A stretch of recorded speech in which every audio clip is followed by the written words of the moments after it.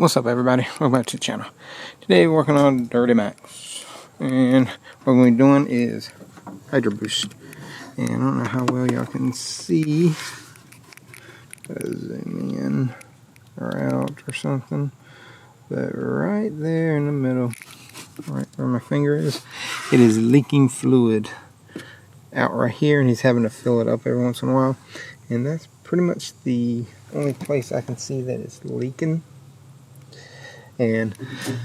But I come over, checked it out probably a week ago or something like that, and determined that was it, and we got another one. And I've seen more people are saying that you can do a 2011 install up Hydra-boost, and it's a lot better, it's a little bit sturdier, all that other good stuff like that, and it actually provides better braking. I don't know, I've never done one of those, only as they say it's a direct bolt on. Sometimes you have to drill out the pin that goes onto the brake pedal, but I've never done it, so I don't know. But we just got the one that goes with it. So, but if I'll put up a link to both of them online in the description, just so y'all have it. So if you want to attempt to do that, you can. But this is just going to be changing this out, putting a new one in, because you do have to have a 15, a 16 wrench or line wrench. I prefer line wrench. I have crow's feet that kind of go 3/4 around them, an 18 for that line, and then you have 15s underneath the seat. 15s on the outside are 4. These bolts right there, a little dark, there you go, but those bolts right there, those are 15s. This line on this side is 16, 18 pair of pliers for that, and then the 4 bolts underneath are a 15. And then you got a little clip you got to take off the pedal, and you can take the brake sensor pedal off as well. You'll see what I mean. I'll get you on there and show you as much as I can. But we're going to start with the outside first. Let me grab my tools. I'm going to get my 15 and my crow's feet and the wrench. Also, get you some fluid because you're probably going to need it. Going to come out here. I'm going to flush the system while I'm here, just so it has good clean fluid in it on the new unit. So, like I was saying, first thing we're going to do is we're going to take the brake master cylinder off. It's 215 millimeters. I'm going to use a deep socket. If you have a mid socket too, you can use that, but I don't think a standard shallow is going to reach it. Alright, so 15 millimeter.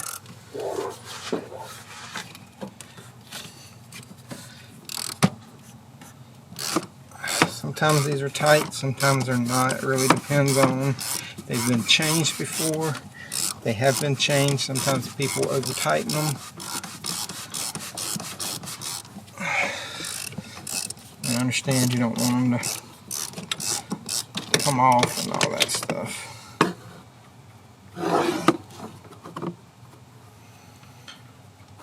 While I'm in here, I am going to test drive the truck for the guy. He this is a 06 with the LBZ in it, and it's got like 170,000 miles. Never had injectors changed. Original owner, but he does take care of his truck pretty religiously.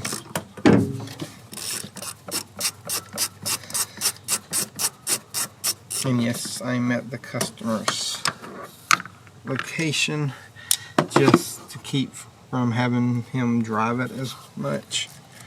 And after you do this, you have to pull it. Oh yeah, she's leaking pretty good inside. And you can do that. I don't know how well y'all can see that, but a lot of fluid inside. She is leaking pretty good. And sometimes these can be a pain just because of the wiring and stuff can get in the way. But you can bend it a little bit. Don't bend it too much, but you can bend it a little bit, just enough to get it out of your way. And whenever you're ready to pull this too, you can move it back a little bit more and bend it up a little bit, just make sure that it kind of moves where you need it to. So now I'm going to get a pair of pliers, show you where we're at. Get a pair of pliers, take this off. Sometimes you can do it by hand, but those are pretty tight.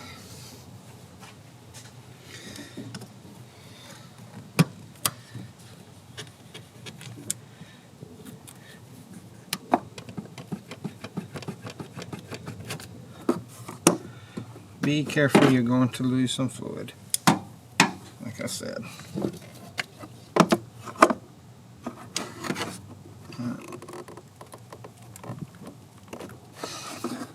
Just stick one of my extensions in there for the time being. And now I'm going to get a crow's foot 18, take that one off. These are the ones I was talking about. They are like 3/4 round crow's feet. They work good. I think Harbor Freight makes a set. They're actually pretty nice. I just upgraded to Snap-on and gave the other ones to my nephew, but if I had just been starting off, grab the Harbor Freight ones. They actually work very well. I'm a big fan of some of the Harbor Freight stuff. A lot of people think that I'm not because all my ratchets are Snap-on, but I'm a big Snap-on ratchet person anyway. I've always had good luck with the ratchets.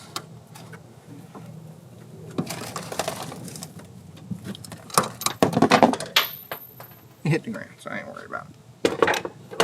Plus I have a magnet. Oh yeah, these lines are really nice. They come out super easy.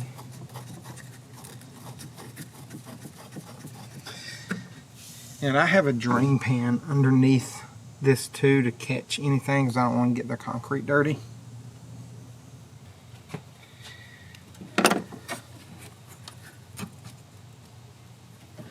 Now these lines do have O-rings on them. Check them. Because you do not want to be putting bad O-rings on the new pump because that can start leaking, but these right here actually look really good. So all the lines are loose and all that stuff. I'm going to go grab something to put over the ends of them just so they're not leaking constantly.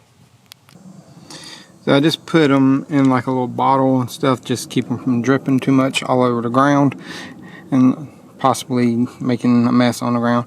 But now we got all this off. All we got to do is go underneath there, and if you look on the firewall, see that little black spot there on top? There should be one on the bottom on this side, then two more on the other side.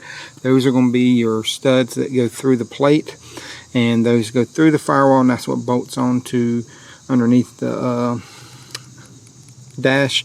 And I'm going to show y'all. I did bring my flashlight today, or my flashlight and my big light. I'm going to kind of show you. So you see that little stud right there? That is one of them. Above it is another one. And then on this side of the brake pedal and stuff, there is another one. There are two more actually. And you're going to have to take those out. You can kind of see on the left of the screen, the upper one on that side. And I'm trying to show y'all where the other one is. It's kind of hard to show you. Drop the flashlight. Alright, you can kind of see it right up in there, and there above that is the hard one. And you're going to have to take those 4 15mm out, and then you're going to have, see if I can get y'all up in here. I don't know how well y'all can see. See that wire right there? That goes to your brake pedal sensor. There is a black clip that holds it onto the pedal itself. Now, I know you can't see it. It's hard to get up in here with the camera, especially one as big as mine. But sounds like a joke, but it ain't. But especially a camera this size, it's hard to get up in there. Once I get that out, I'll show you exactly how you pull that off. because I can show you that clip. It makes it a lot easier to show it whenever it's out of the truck. Alright, so we got the clip out. I got all 4 bolts out. So here's that clip I was talking about. So see how it is? It normally sits in there like that. That little piece on the side. You have to get a screwdriver, a pick or something, and you can push that center one out. You see how it moves? You can push that out and push it forward and up or back or whichever way it's orientated, and it'll pop out. And then my light back on. There's that rod right there. You can see it. That comes off, and this right here goes around it. Goes up in there like that. The wire's on the front, but it goes in there, and that rod goes inside of this, and it goes over that little dowel on your brake pedal. So you can pull this whole assembly off. We got it all off now, and should be, yeah, it moves pretty good now, and we should be able to pull it out. Let's see if I can kind of set y'all up to where y'all can watch this. I think I may have y'all in a pretty decent spot. Now, there's probably a gasket. There's much fluid. Get this out of this can now. Set that up. There should be a gasket in between the firewall and the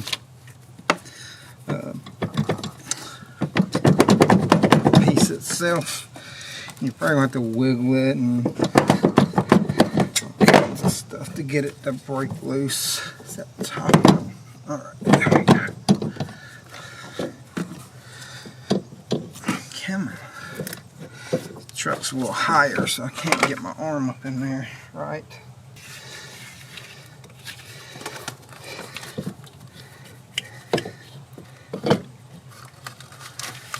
Try to pull this back some more so I can get my hands up in there a little bit better.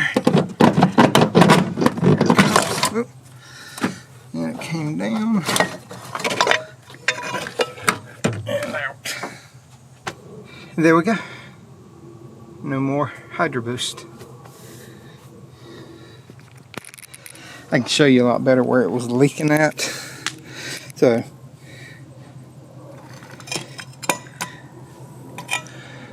bring it over to my tailgate on my truck. That way if it gets dirty, I ain't worried about it. So it sits in here just like that. It was pouring fluid out through this bolt right here on the side. I don't know how well y'all can see that.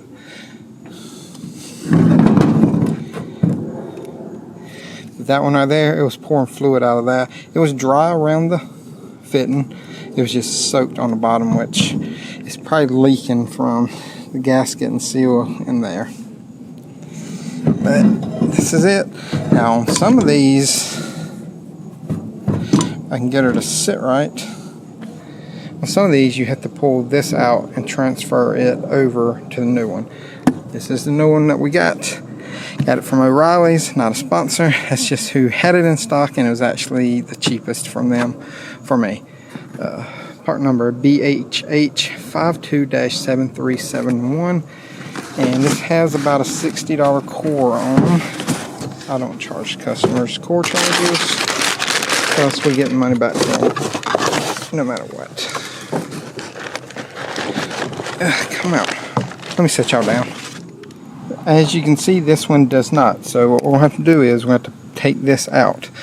So a lot of times you get something in here and you can push the bottom in, pull the top out, and it'll all pop out like that.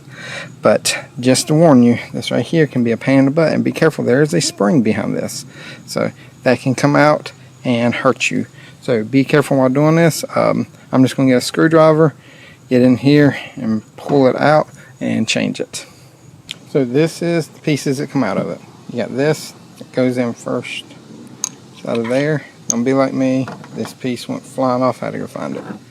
Spring right here goes in that little pocket inside of there. Then this goes in there, and you just push it and it lines it up into the middle. It's hard to do this one-handed, but I'm going to do it real quick when I get through. Come back and show you what it looks like.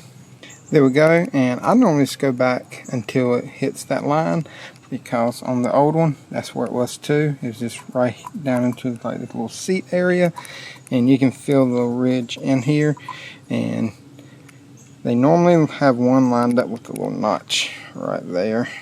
It's hard to see because the sun's in the way, but there's a little notch, and they normally have one about lined up with that. So I just go until it snaps into the little grooves, and then you should be good, and we're going to throw this thing back in.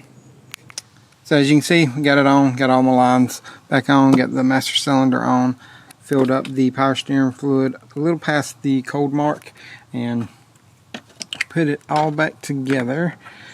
Now, we're going to want to bleed the system. The way I've just flushed it was, I got like a little pump, pumped out all of it that I could in there, and then I filled it back up with good power steering fluid. Just use this Prestone power steering fluid right here. That's what most stores have, just a basic power steering fluid. This doesn't require really anything special, but we got it. And now what you want to do is you want to crank it up and let it cycle through, check the fluid, and then bring it up to about the cold mark. Turn it full lock to lock on the steering, then check it again, hit your brakes a few times and check it. You want to do that probably 2 or 3 times just to make sure that you get all the air out of it and get all the fluid circulating. But don't be alarmed if the first time you crank it up it does kind of make a whining noise. Else it can do that.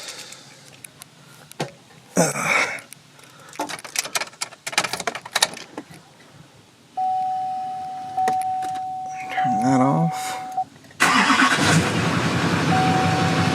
Like I said,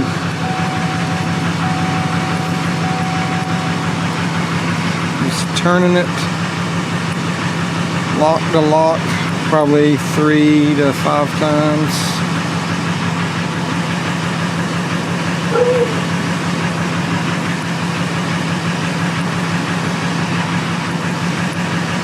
Yeah, I know. Do it one more time. It's getting easier too. I think we are straight. Yeah. Now we'll hit the brakes probably about 3 or 4 times just to check it. Yeah, while I'm sitting on my pick. Right. And when we come back out, it's gonna be a little loud.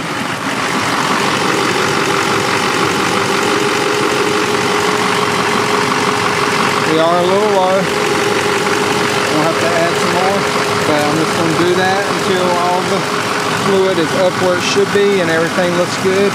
Look over it, make sure there's no leaks coming from anywhere, and you should be good to go. I do have to do a few other little things to this, but will probably be another video on the next thing. I'll put in the windshield washer fluid reservoir. I'll show y'all how to do that too. But I gotta check some balance rates and stuff on the injectors. He wants me to see that, and I might even take it for a test drive.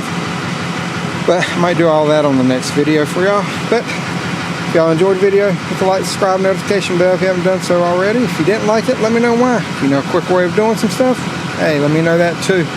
But I appreciate all the views, all the likes, all the comments, everything. It helps the channel grow. The subscriptions and follows, whatever you want to call it. But like I said, thank y'all for everything. If y'all got anything, let me know. Hit me up on Instagram. And it's at the beginning of the video. But until next time, y'all know what to say. Don't mistake. Y'all have a great day.